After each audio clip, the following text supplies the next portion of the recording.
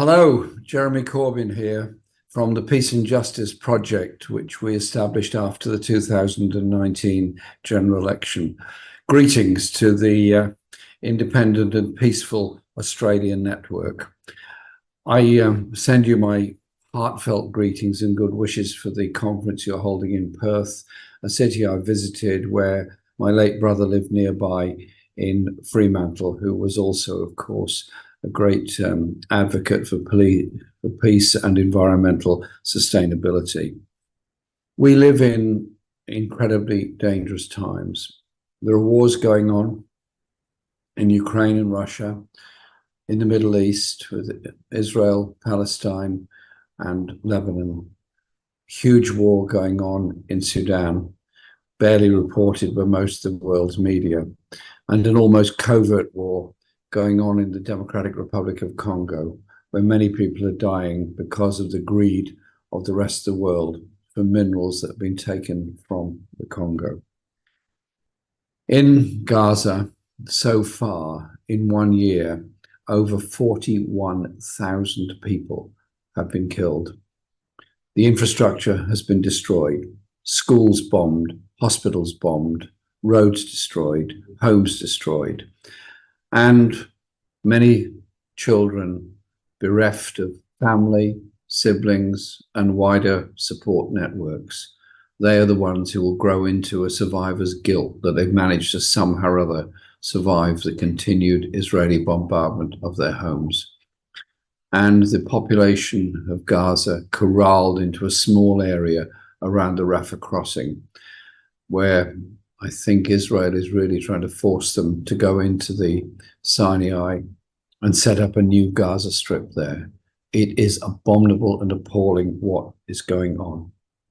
The British government, the US government, and most of the European governments are complicit in all of this by the continued sale of arms to Israel, even though the International Court of Justice has found that acts of genocide have been committed, and the International Criminal Court has issued arrest warrants against Israeli leaders.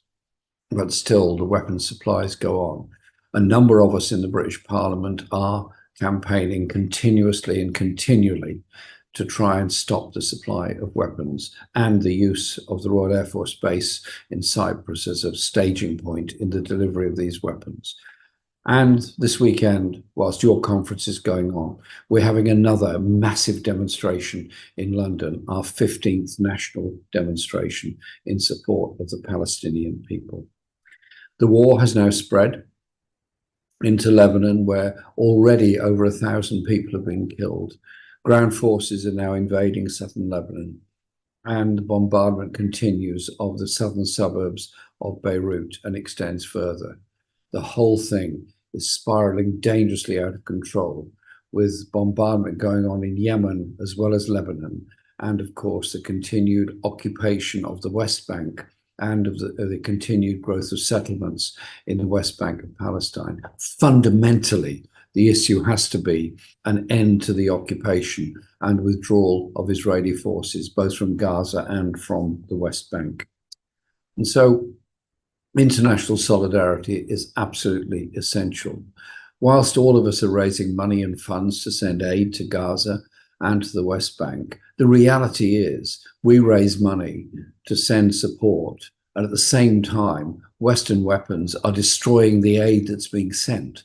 And so the bombardment has to stop, and the best way of stopping that is by ending the supply of weapons. So well done all of those around the world, particularly dock workers in many places, including Australia, who've done their best to try and stop the supply of weapons to Israel.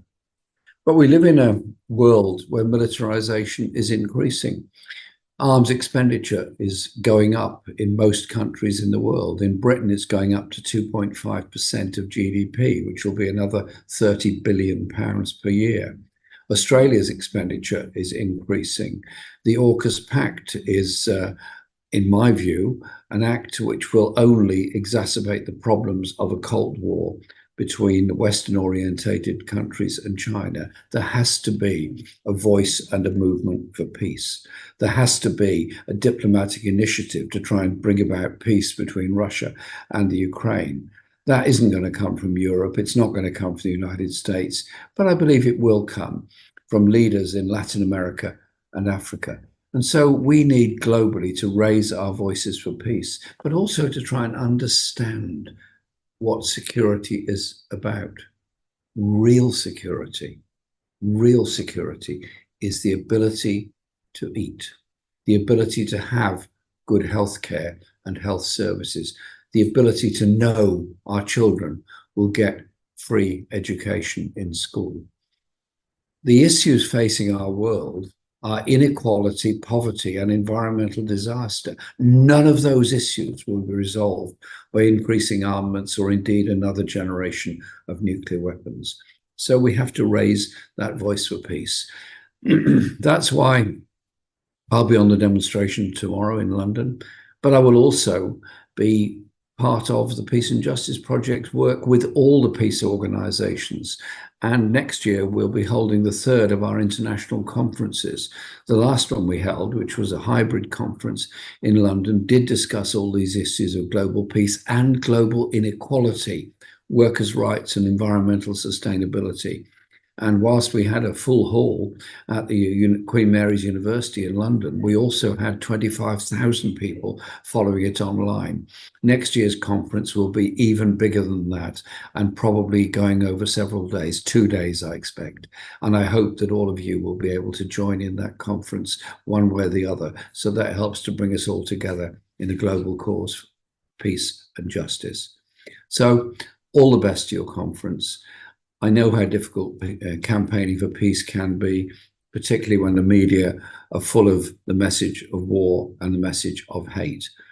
Peace will bring about justice. And so let's show our solidarity to the victims, the Palestinian people and the people of Lebanon.